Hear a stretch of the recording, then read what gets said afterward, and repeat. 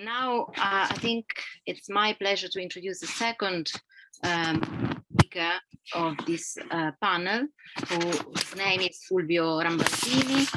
And Fulvio is a PhD student in philosophy at La Sapienza University in Rome, where he works under the supervision of Professor Donatella Di Cesare and Elettra Stimilli. He has a strong interest in contemporary Italian and German philosophy, and in particular, he has been studying the work of Walter Benjamin and Furio Jesi. He was also a visiting student at the Freie Universität in Berlin, and he's also a translator of philosophical essay from German for Mimesis Edizioni. His talk today is entitled Fa, Su e Disfa, l'opus maxime oratorium, a Benjaminian reading of La Beltà. I'm not sure whether I should read Benjaminian or Benjaminian as the English pronunciation, but I'll leave this to Fulvio. So over to you. Thank you, Teresa. I think it's Benjaminian. I'm not sure, so I will say Benjaminian, but yeah. Thank you for the presentation, and thank you all of you for this wonderful opportunity to exchange views and ideas on Zanzotto's poetry. So as you know, and it is also one of the main themes of this conference, Zanzotto's work is crisscrossed by an incredible number of different influences, ranging in very different fields. In the numerous analyses of his work that have been made over the years, particular importance has always been attached to the philosophical traces present in Zanzotto's poetry. So in particular, in La Beltà, which I am going to discuss today, the influences of de Saussure, Heidegger, Husserl, and so on are recognized. Much less has been written, however, about the presence of Walter Benjamin. I'm not interested in looking for traces to carry on Benjamin's philosophy through Zanzotto's poems. What I think is important is to see how certain themes illuminate a text traditionally recognized as difficult and obscure, and to see also in what sense Zanzotto's poetry is political. Zanzotto, in the collection Chi è il poeta, writes: non si può in alcun modo tralasciare, dunque, il pretesto, l'extratesto e simili per comprendere qualcosa delle condizioni, se non delle cause, che hanno reso possibile la presenza del testo. So, our task for today will be to recognize some of the Benjaminian extra texts present here, but paying attention to Zanzotto's always original position. If, on the one hand, the importance of Benjamin's work on language is present in the collection that Zanzotto published in 1968, on the other hand, these analyses on language, typical of the first phase of Benjamin's work, are intertwined with the political thinking that Benjamin developed over the years. Therefore, the research hypothesis that we are going to investigate is that of rediscovering Benjamin's images in what is, in Benjaminian terms, the complex and productive constellation that is La Beltà. What we will be concerned with, in particular, is the relationship between history and historicism, the loss of experience and the ragman, and, as we will see, the Benzoup.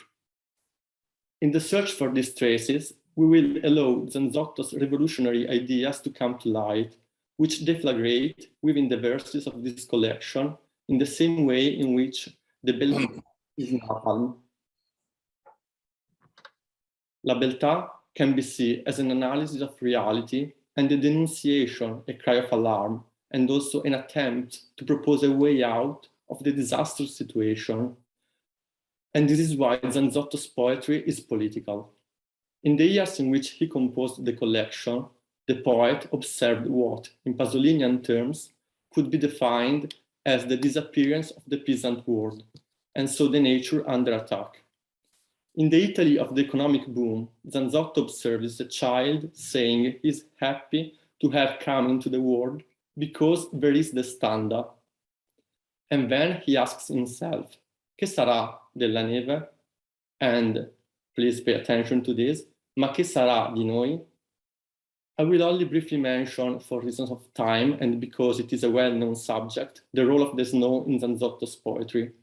The white snow here represents innocence and the world of childhood, and of course the world of nature. Zanzotto goes on asking himself, che sarà del libero arbitrio e del destino? Soon the children grow up, their innocence is lost. Vanno al grande magazzino. They are sucked into the changing world. They abandon the countryside and lose their innocence. Thus Zanzotto observes, with a worried look, the disappearance, and he addresses a prayer to the snow.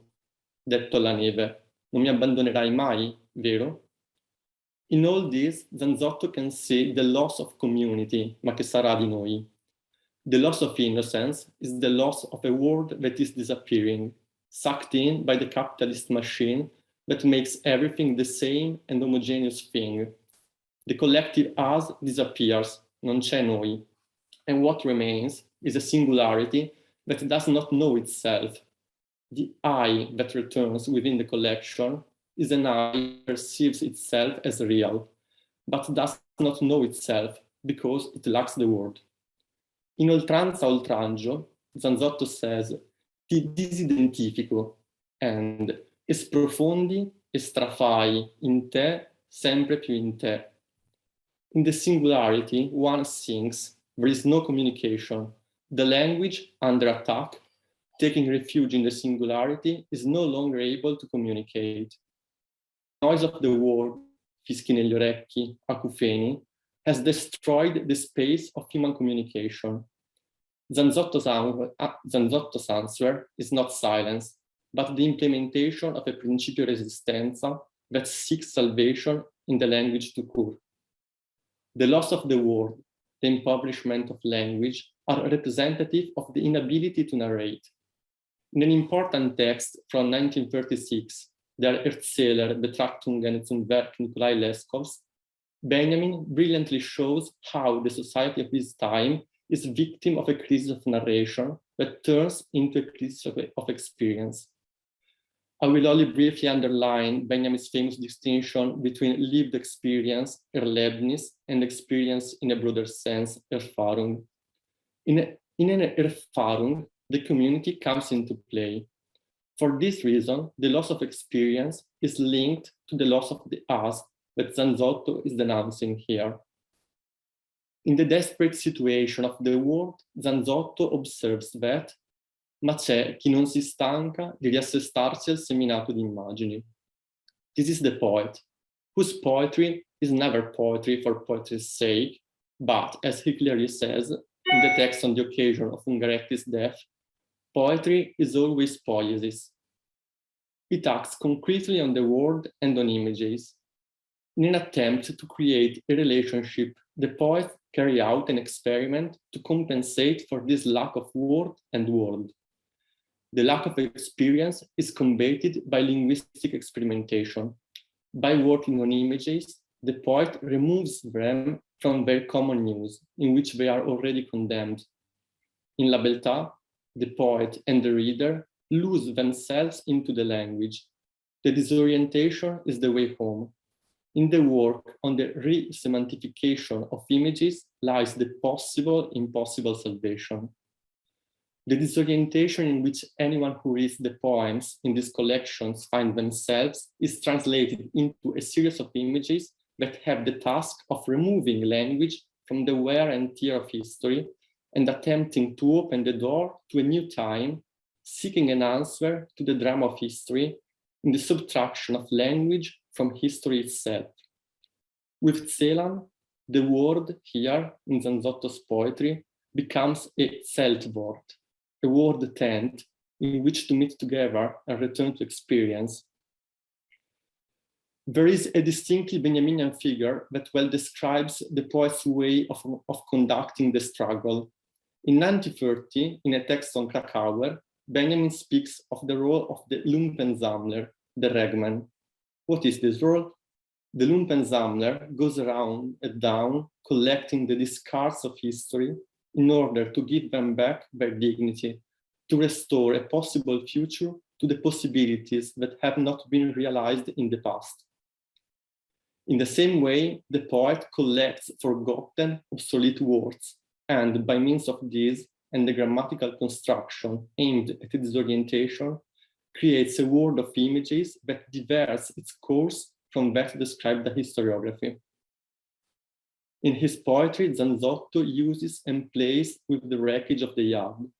Giocavo nel cortile, industriosamente rottami e rottami in cortile, adoravo, quanti cortili Beltà. These wrecks are, each one, a world of their own. A courtyard mourned, that is, despite being a wreck, an unexpected and oxymoric trace of that vanished beauty. In this way, the idea begins to emerge that La Beltà shows beauty in its hollow form, in its absence of beauty. Here, the idea of an impossible redemption appears in the moment of greatest danger, echoing Benjamin's reading of Kafka, only for the sake of the hopeless ones have we been given hope. The work, or rather the play, is always accurate, and the experience of the world sets itself in the language. The game with the language is proper to the child and the madman. The poet moves between these figures, playing with the language that is at the mercy of the enemy. Il tutto orchestrina si fa. Everything becomes an advertising jingle. The word, emptied, becomes a cog in the capitalist machine. But what can the poet do in this desperate situation?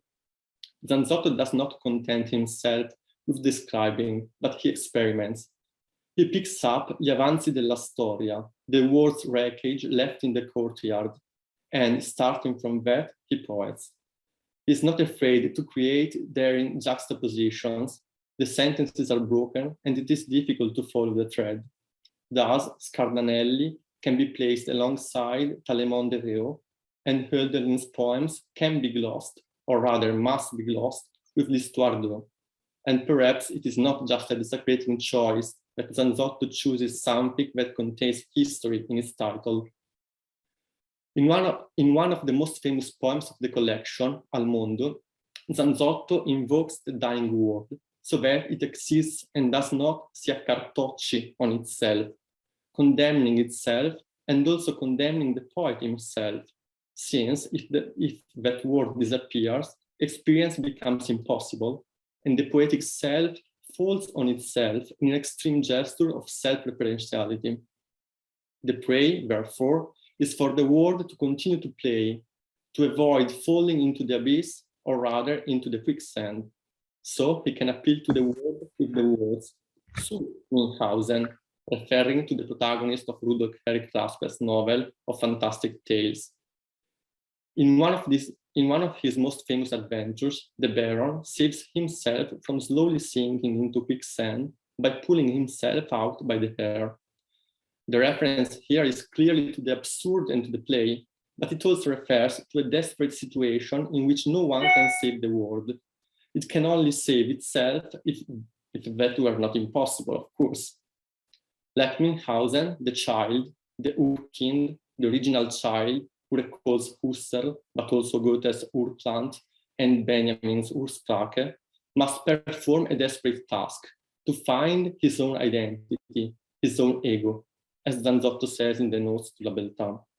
But this task is desperate because the child grows up, the world swallows him up, he yearns for the stand-up and never manages to deserve his identity. It is therefore the poet who must remain a child and maintain the ability to play with words. If children cannot remain children and perform impossible feats, such as pulling themselves out of the quicksand by the hair, it will be the poet, with his experiment in language and poetry, who will indicate a new direction, a possible way out of the present ruin. Finally, after having discussed between figures of Zanzotto and Benjamin a number of topics, we come to that which perhaps we will have already realized is the main theme, the relationship between history and historiography, between microhistory and opus maxime oratorium. This is one of the great themes of Walter Benjamin's last works, and it erupts powerfully in the thesis on the concept of history. Benjamin's criticism of historicism is that it has faith in continuous progress, in Leopardi's magnifiche sorte progressive. Capitalism has taken over history. The culture of the victors writes and rewrites history to its own liking. In this way, the past is always aimed at justifying the present, which will shape a future always progressive and never different from the present already given. The world would seem, therefore, in this vision doomed. In Zanzotto's vision, too, history seems to play a similar role. And the poet's role, in addition to that of denunciation, is that of testing the various possibilities of verbalizing history, or at any rate, the greater reality. In order to do this, he will deal with minimal and elusive entities, le cosine, culturally unrecorded and perhaps not even conceptually definable. It is precisely in their being small and forgotten that the possibility of salvation lies. Zanzotto wants to subtract language from the wear and tear of history and tries to subtract the world of nature from the consumption. The seasons retire, they are immortal, but they seem to succumb. And it is precisely when we speak of season that we find one of the central passages of the entire collection. Se, fuori stagione, mattamente la storia, Clio Clio pavoncella, fa su e disfa l'opus maxime oratorium. So history, pavoncella, admires itself and looks only at itself. It is this kind of history that wraps and rewinds historiography, which, with reference to Cicero, is called opus maxime oratorium, to its own liking. Moreover, history is here, out of season, fuori stagione. It overturns the natural rhythm of the passage of time, creating a fictitious world without seasons. In the Passagenwerk, Benjamin speaks of a capitalism work on nature to remove the differences between night and day and between the various times of the year. This homogeneity, once achieved, would allow capitalism to reign even more undisturbed over every moment. In this world, even chickens have become means of production, and the reale abbondanza becomes l'abbondanza del reale, which, in its surplus, encompasses everything. The all-encompassing real, in its abundance, harbinger of well-being, promises the disappearance of suffering in the poem Profezie o Memorie o Giornali al numero 16. But the poet warns we remain stuck in an interregnum, where no one seems to be in power and where suffering hidden dominates. And it is here that the poet proposes a different interpretation aimed at unhinging the modern domination. He proposes what could be called the poetics of la zuppa di fagioli, a revolution of the bean soup. The bean and the bean soup are a poor but good dish, and they are therefore for everyone, which also makes them beautiful. The beauty is therefore there, all in the bean soup. Zanzotto implicitly recalls the Greek kalokagatia and ironically combines beauty and goodness in a bean soup. Zanzotto proposes a collective microhistory to counterbalance an image of the present won by great history. Zanzotto finds here the principio resistenza, in what in Benjaminian terms is called monads or dialectical images. The possibility of resistance is given.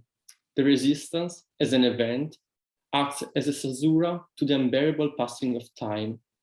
It is precisely here that the heroic figures come into play, who are sort of ennobled anti-heroes, like Nino, duca per diritto divino e per universa investitura. Nino is here a hero because he investigates gli arcani del tempo e della natura. In this arcana lies the possibility of resistance, the possibility of not being crushed by an all too big history who forgets about all the last, like Nino. Nino is not named by universal history, but it is the one who knows the secrets, who has the possibility of investigating the mysteries of time. All of this is contained in the bean soup of the peasant world. In the threat, in the moment of greatest danger, there lies the salvation.